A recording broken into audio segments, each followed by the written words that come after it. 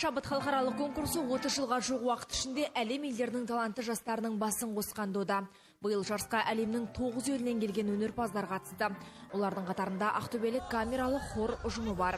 Олар камералық хор номинациясы бойынша жүлделі бірінші орынға ие болды. 28-ші халықаралық жастар шабыт фестивалі байқауы ол керемет деңгейде өтті. Филармония үшін бұл үлкен жетістік болды.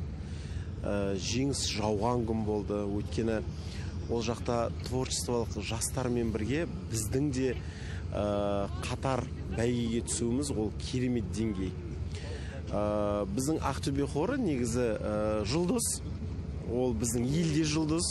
Біздің тек айтатынымыз бір, ол облыстық басшылыққа алғыс, өзіміздің тікелей басшыларымызға алғыс.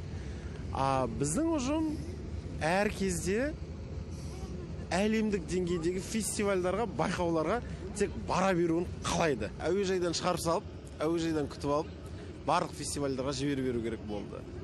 Жарыста еліміздің әр өңірінен 63 ақынның қолжазбасы қаралып, 30 қаламгер финалдық кезеңге өтті. Белгілі ақын жазушылардың арасынан поэзия аталымы номинациясы бойынша ақтөбелік Дәурен Тілеухан гран-при иегері атанды. Өнер бәйгесі 8 аталым бойынша өтті. Одан бөлек Достық сазы фольклорлық ансамблі 2-ші орынға ие болды. 3 кезеңге созылған бұл байқауда 10 ансамбльдің ішінен біз 2-ші орын иеленіп келдік. Бірінші кезеңде видеоролик кезеңі болды.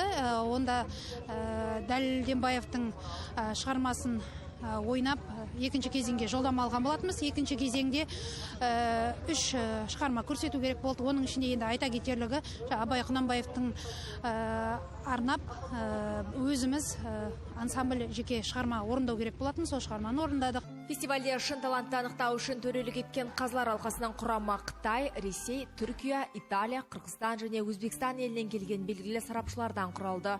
Эльмира Көшекбай, Жанаділ Сағиев, Ақтөбе телеарнасы.